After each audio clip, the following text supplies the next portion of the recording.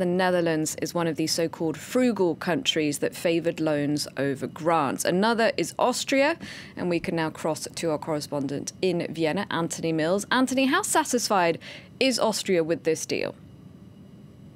Austria is very satisfied. In the words of the Chancellor Sebastian Kurz, this is a deal that is good for Austria. And indeed, that's a theme that's been taken up by at least one of the tabloids here. And the argumentation of why it's a good deal for Austria, in the words of the government, is because they have managed, and this is the mechanism that was used to solve the deadlock, as it were, they have managed to significantly increase the rebate they receive on the amount they pay into the EU budget. In the case of Austria, it's pretty much doubled. In the case of the Netherlands, for example, it's gone up by roughly a third. And even though it's a mechanism that has been contentious in the past, it was, of course, pioneered through Britain's EU membership, it is the mechanism that has led primarily to solving the impasse and therefore paving the way for a deal, and second of all, has led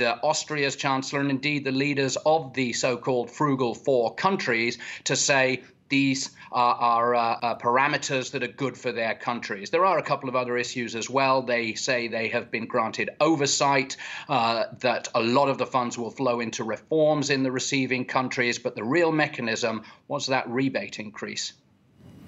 And Anthony, why is it so important for the leaders of these so-called frugal countries to play up what they've achieved?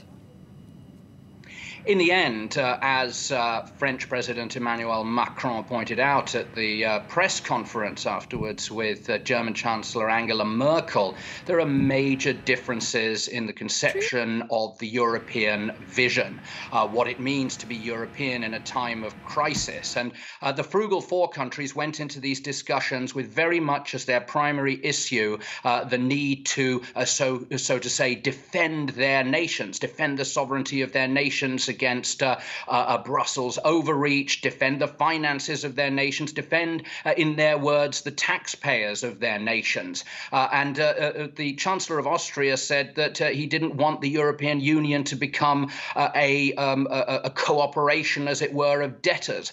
In the end, though, it's all about the domestic audience, because although there is a lot of support for the European Union in these frugal four countries, there is decidedly less support for the sense that they might have been losing control of their hard-earned taxes going towards the countries that need them most.